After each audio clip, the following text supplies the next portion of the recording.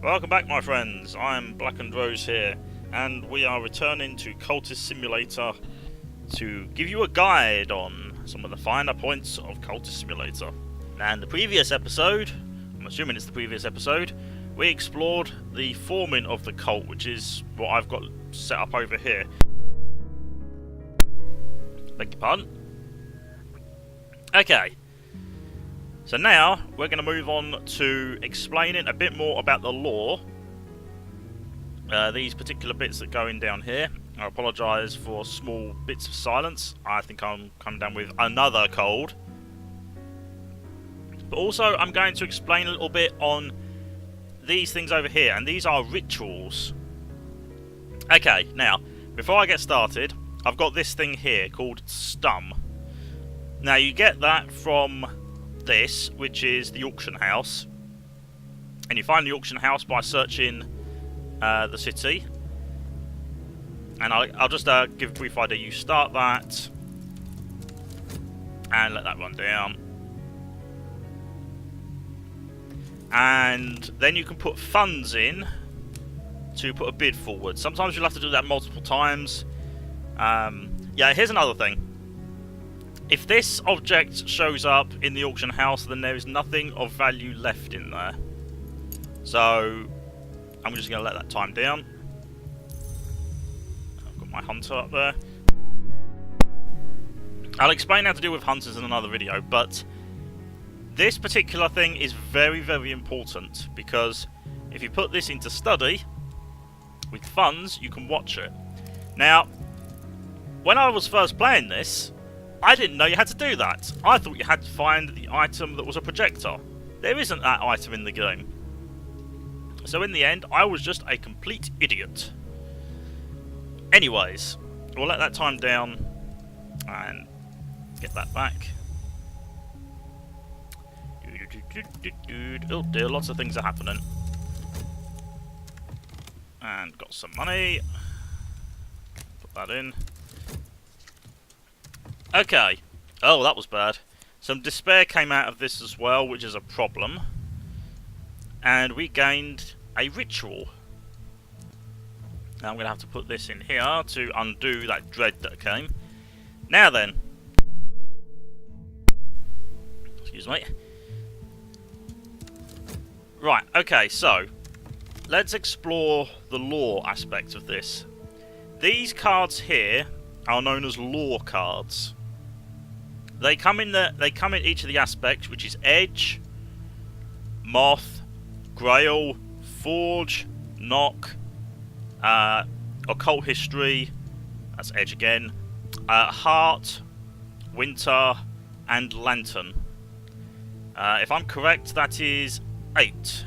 1, 2, 3, 4, 5, 6, 7, 8, 9. Okay, I'm wrong, it's 9. Anyways,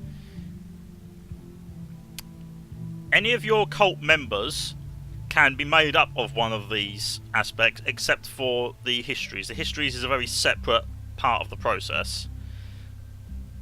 Now, in order to make use of these laws, what you can do is you use them in things like rituals, speaking on esoteric matters, gaining followers, and the like. They don't have much use outside of that. Well, you can also use them with commissions as well to get more sprinters. God damn, this is cold. Anyways, now as you can see, in many cases they have different arts on them. This little line that is appearing on it shows the strength of the lore, but if you click on it, you can see the strength of the aspect of that lore. So, the bottom one is level 2. It goes up in increments of 2 with each stage. The strongest one I have at the moment is the new one I got, which has a level of 6 in Winter. Now, you may think, I have several of some of these. What's the purpose of having multiples of it? Well, there isn't a lot of purpose in having multiples. But, what you can do is you can take 2 of the same and then you can study them together to create the next one card of the next level of it, which we shall do now. And start. And whilst that runs, oh god, something doesn't feel right inside. Okay, whilst I'm slowly dying here. Okay, so as you saw there, it picked up a reason card. Now what happens during this process is there will be 3 points during the study where it will pick up either a passion, a glimmering, an erudition, or a reason card. If it can't find one of those, if it can't find the card it wants, then it won't pick it up and it will end the study. However, when it ends the study, it doesn't necessarily mean that it's failed. Just the more successes it has over the process means it has a greater chance of producing the result that you wanted.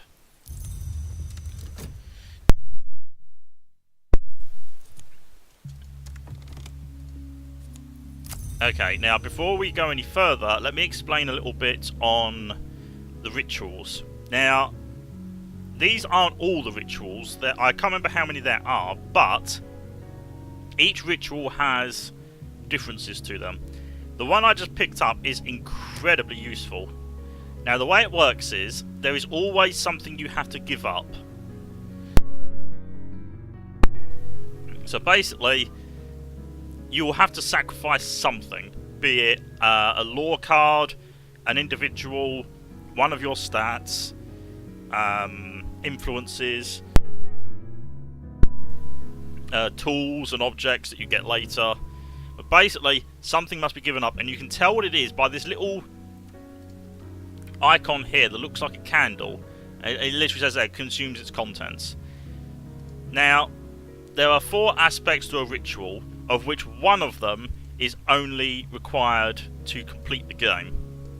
You don't have to fill that out, and you don't necessarily have to fill out all of these, but you will need to fill out the offering aspect every time. So for this particular ritual, you need Invocation, which requires a lore. So let's put Enoch in there, and you do get some useful bits of information based on what you put in here. Now, we also need an assistant, which is a cultist member. So for the sake of argument, let's grab... Where's that one that I leveled up? I leveled up one of them. Oh, it's that one. Okay, well, let's pull Knockout, and we'll put you in there. Now we can add, say, the winter one we have, and now it says here, if I add Edge, Heart, or Forge into this, then I could perform a ritual. Unfortunately, I don't have anything that is useful at the moment. Although that said, yeah, you see, there are other things that you can put into offerings. It can be influences, which you get mostly from the dreams, but things like contentment, dread, fascination, and even restlessness, those things can be used as offerings for influence as well. And so let's grab where are you? I'm just trying to think what I can do with this. Okay, so I don't have enough. Basically, the spell or the effects that you can do is based on these stats at the bottom. They have to match up to have the correct amount for whatever it is you're trying to do. So obviously I can't perform anything with that particular setup. So I can't do a great deal with all of that. But there are numerous things that you can do. All you have to do is just find the right mix of things. I don't think I can actually perform anything that I would deem useful at the moment. But that's not the only method. This one here, this one again uses an influence, but rather than requiring an assistant, you use an instrument or a tool. Now, unfortunately, I don't have any tools, so that ritual is useless. This one here, this one requires a sacrifice of law. Now, you can obviously see why this is a bad one to use, unless you're desperate, because you'll be giving up one of these laws. You won't get it back, so it's not a good one to use. This one here, as you can tell by the icon, requires you to sacrifice a person. Now, this can be a cultist or it can be a prisoner. You can get prisoners in this. This one also requires an instrument. So each of the rituals requires different elements to be part of it. So let's, for the sake of argument, let's do this, which is the white door, which is acquired. I'll go into how you proceed in Manzus dreams in another video.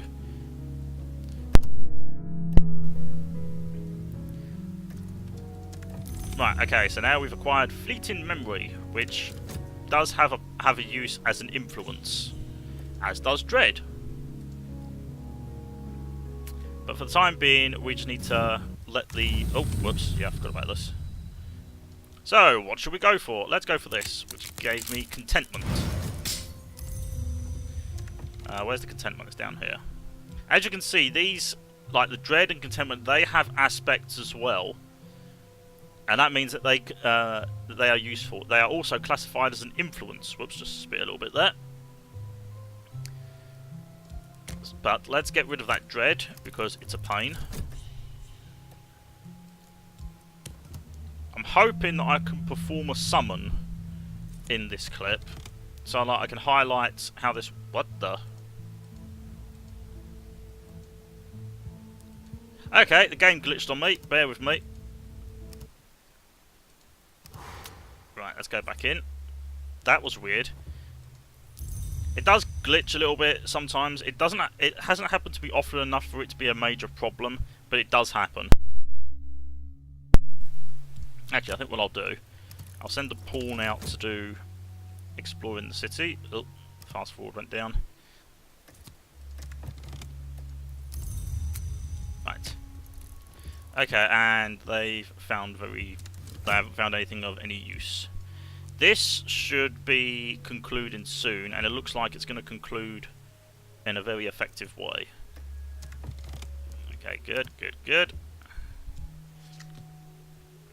Right, let's dream on that again.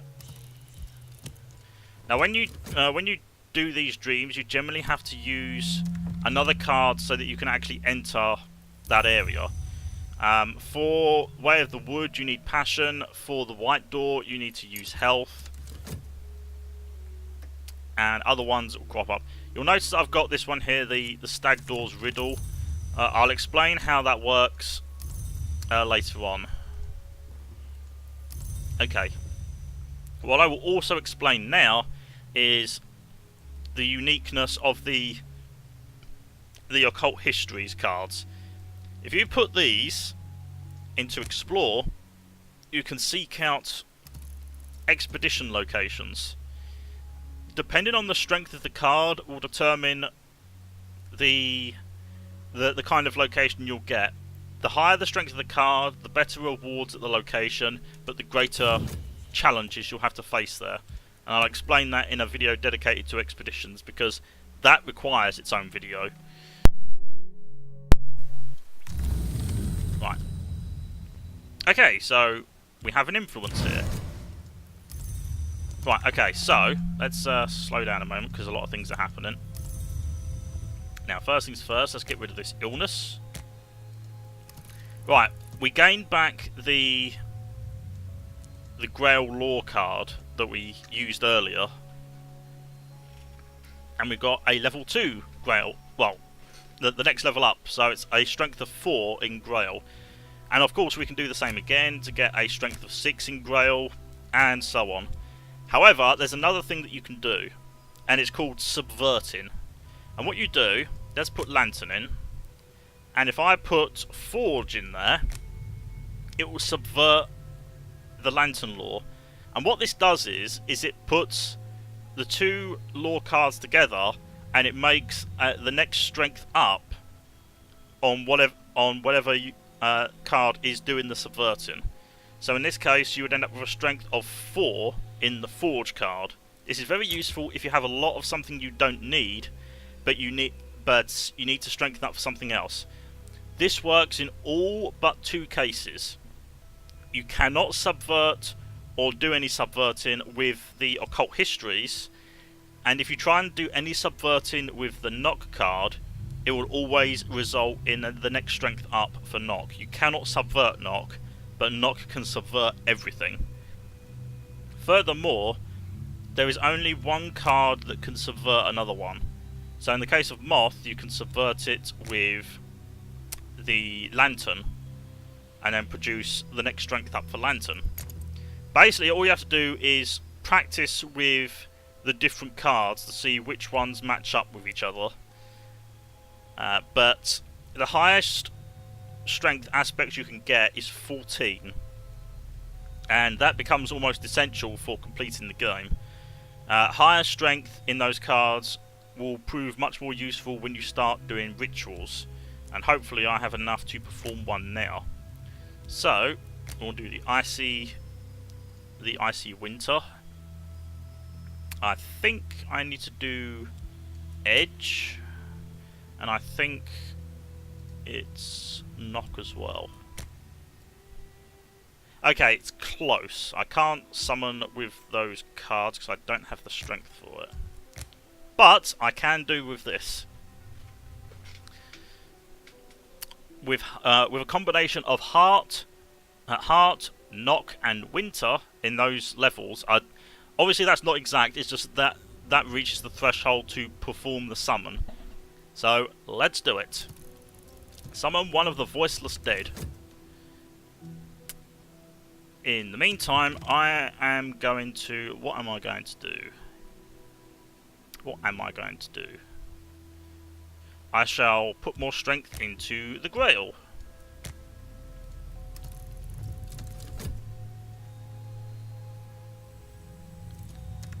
Okay, excellent. Things are progressing nicely. Now, the downside is that I've got the clerical work. Now, performing a ritual takes exactly the amount of time that it takes for the clerical work to time down, and you have to beg for your job back. So, make sure you've got the funds for it. And we found a secret place, which I'm going to drop down here. Now, this is an expedition location. These are unique up to a point, at which point you will get a generic one for that level, which means you can keep going on expeditions over and over again. And that's about it, really. I will explain how expeditions work in another video, which I've said numerous times now.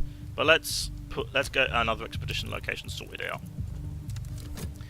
Now, what I tend to do with expeditions... Actually, why am I talking about expeditions still? Because we're going to talk about that in another video. But what I would advise is, before you go on expeditions, is be in a position where you can perform summons. And there's a very good reason for that, and this is happening now. Okay. On occasion, this will happen, and it's called Rebellious Spirit. Now, what you can do is that the summon that you are attempting to summon is trying to break free. You can either apply reason to send it back, which means that it will go away and everything's all hunky-dory, or you can take a chance and try to use passion to contend with mastery. This doesn't always work, but it usually works. And I'll just get my health back. So now, what we do, we just let that time down, and it grabbed the dread, so I'm going to have to get some contentment. Okay, this is what happened. So, we need erudition. We don't have any. So, that's just going to time down, and we just gained a new location to check out. And what happened? Mastery regained. So, someone is going to succeed now. What can happen here is that it can break loose. And then bad things happen when it breaks loose. And here we have a summon. Voiceless Dead. That is what we successfully summoned. And we just put the ritual back. Now, the way summons work is that they only last for a set amount of time, but they have these aspects attached to them. So this one has Moth and Winter. You can use these for performing tasks, such as you can speak to them, but 9 times out of 10 you will have to give them something specific to do, such as killing the hunter. That's really about it. You can't really do much with summons by talking to them. You can't send them to do general cult activity, but it can be a good way to keep them around. Oh, blimey, that succeeded. I am surprised by that. And now we have a level 6 in the Grail, which will prove useful later. Okay, let's beg for my job back, because I lost my job. And we gain some contentment. And that's the long and short of that comes with using rituals. Basically, to acquire rituals other than the one that I acquired here, the Sunset Rite, these are the rituals you will acquire from books. And when you study the books, some of them come with rituals as well. They may come with other perks. The way to get lore in this game is through studying books. You may occasionally get them through other means, but it's pretty much books. You get books from Maudlands, but that only lasts for so long. You will only get so many books out of there. Excuse me. And you can also get them from the auction house, but again, that only lasts for so long. Once those two are exhausted, and I would advise exhausting them before proceeding further, then you'll have to go on these expeditions to get more books and to, come on brain, to acquire tools. Now the trouble with going on expeditions is that there are challenges that come with them, and I will explain those in another video, which will probably be directly after this one. And because I had to go back to Glover and Glover, I have to do this whole thing again. And that's about it, really. At this point in time, everything's working away quite nicely. I have a few rites that I can use. When you start getting into the stage of having access to rituals, that's the time when you want to start progressing in the Manzus. Yes. So I think what I'll do as well is I need to increase the lore which opens. Okay, I will leave this video here because it explains the basics. The lore is mostly used for rituals and for the cultists, for bringing in cultists and speaking on esoteric matters. Occult histories is used for exploration, and that's basically it. You can use it in rituals, but there is only one ritual that it is useful in, as far as I know. The rituals themselves, use them for performing spells and for performing summons. I would check the wiki to see what is needed for each spell and summon, and its effects. I don't tend to use spells very often. I mostly use it for summons, because when I use summons, I can send them on expeditions without risking my cultists. Lore is also used for completing these commissions over here, and basically it will tell you what level of lore and what kind of lore that you need to do. In order to perform this, all you need to do is drag the commission into the work slot, put the associated lore with it, and then add reason or passion as required to complete it. Then you put the person who asked for it, the commission order itself, and the completed commission into the talk slot, and then you get your reward. To acquire more commissions, speak to someone who hasn't issued you one, talk to them to get a commission. It's as simple as that.